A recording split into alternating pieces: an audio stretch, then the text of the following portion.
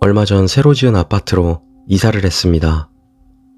1층 끄트머리에 있는 방입니다. 입지 조건도 좋고 햇볕도 잘 들어 무척 만족스러웠습니다. 이사를 하게 된 날, 도와준 친구들과 함께 밤새도록 술을 마셨습니다. 다음날 오후, 친구들이 술에서 깨 돌아간 후 샤워를 했습니다. 친구 중에는 흡연자도 있었기에 머리에 냄새가 밴 것이 무척 기분 나빴기 때문입니다.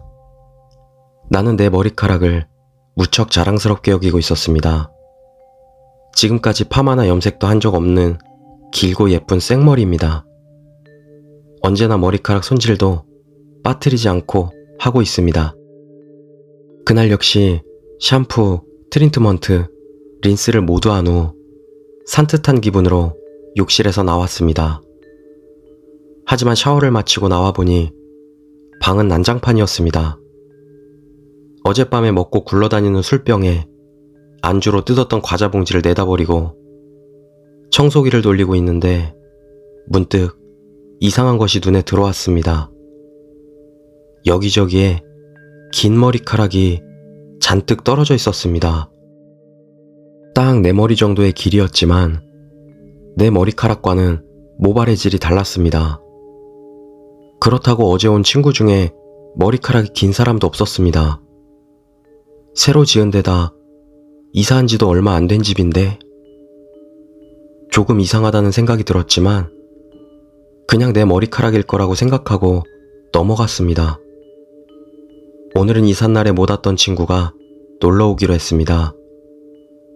친구에게 근처 역까지 왔다는 전화를 받고 나는 역으로 향했습니다. 그 친구는 주변에서 영감이 강한 것으로 유명했지만 딱히 머리카락이 떨어진 게 이상하다고는 생각하지 않았기에 그냥 별 상관없는 이야기를 나누며 아파트로 왔습니다. 방바닥에 또 긴 머리카락이 떨어져 있었습니다. 아마 아까 청소하면서 깜빡 빠뜨린 거겠죠? 나는 재빨리 주워 쓰레기통에 버렸습니다. 친구는 멀리서 찾아온 것이었기에 당연히 하룻밤 묵고 갈 예정이었습니다. 먼저 샤워 좀 할게. 친구는 욕실로 향했고 곧이어 샤워하는 소리가 들려옵니다. 그런데 갑자기 수도꼭지를 잠그는 소리가 들리더니 친구가 당황한 얼굴로 욕실에서 뛰쳐나왔습니다. 목욕탕에... 친구는 새파랗게 질려 있었습니다.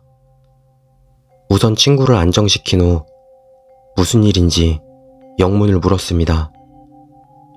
목욕탕에 머리가 긴 여자가 있었어. 하지만 여기는 얼마 전에 지은 새 아파트입니다. 귀신이 나올 리가 없는 것입니다.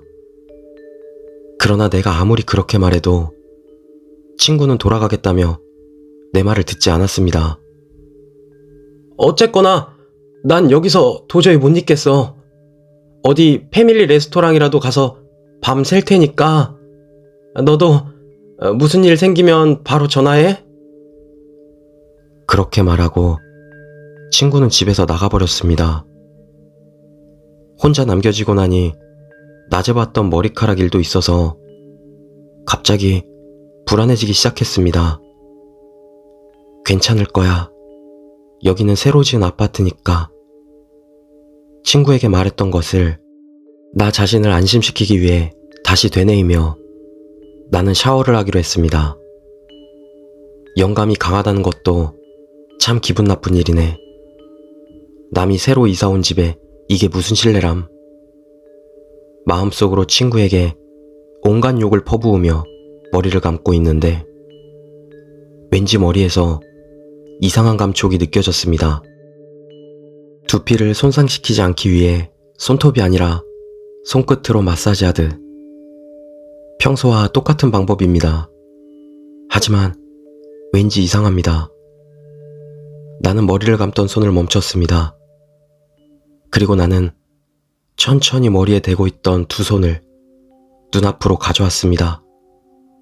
손톱이 아니라 손끝으로 마사지하듯 또 하나의 손이 내 머리카락을 감고 있었습니다.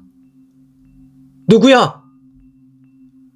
뒤를 돌아보니 얼굴이 새까맣게 탄 여자가 내 머리 위에 한 손을 얹고 있었습니다.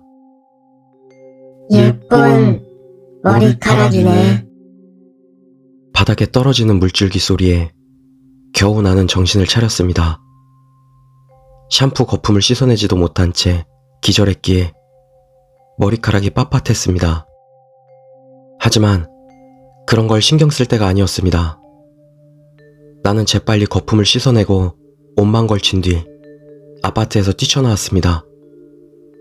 그리고 공중전화로 친구에게 전화를 해 패밀리 레스토랑에서 만났습니다. 역시 내일 부동산 아저씨한테 찾아가 보자. 나도 같이 가줄게. 다음날 부동산 아저씨에게 들은 이야기는 충격적이었습니다. 아파트가 생기기 전 내 방이 있던 자리에는 꽃집이 하나 있었다고 합니다. 그 꽃집 딸은 긴 머리카락을 무척 자랑스럽게 생각하는 미인이었다고 합니다. 그런데 그 집에서 화재가 난 것입니다. 목욕탕에 있던 가스보일러가 폭발했다고 합니다. 마침 샤워를 하고 있던 딸은 얼굴에 큰 화상을 입었고 소중하게 여기던 머리카락도 대부분 타버렸다고 합니다. 그녀는 남자친구에게도 버림받고 혼자 방 안에만 박혀 있었다고 합니다. 하지만 조금 남은 머리카락만은 그것만은 무척 소중히 다뤘습니다. 샴푸, 트리트먼트, 린스를 하루에도 몇 번이고 반복했다고 합니다. 거울 앞에서 머리를 빗으며 계속 중얼거렸다고 합니다. 내 머리카락 예뻐? 몇 번이고 반복하며 계속 어머니에게 물었다고 합니다. 그런데 그 몇 안 되는 머리카락마저 정신적인 스트레스와 지나친 관리에서 오는 자극 탓이었는지 하나씩 빠지기 시작했다는 것입니다. 결국 딸은 목욕탕에서 손목을 그어 자살했다고 합니다. 어머니가 사다 줬던 새 린스를 한 통 가득 한 번에 머리에 들이붓고 말이죠. 딱 아가씨처럼 머리카락이 예쁜 아이였어. 부동산 아저씨는 나를 그리운 듯 바라보고 그렇게 말했습니다.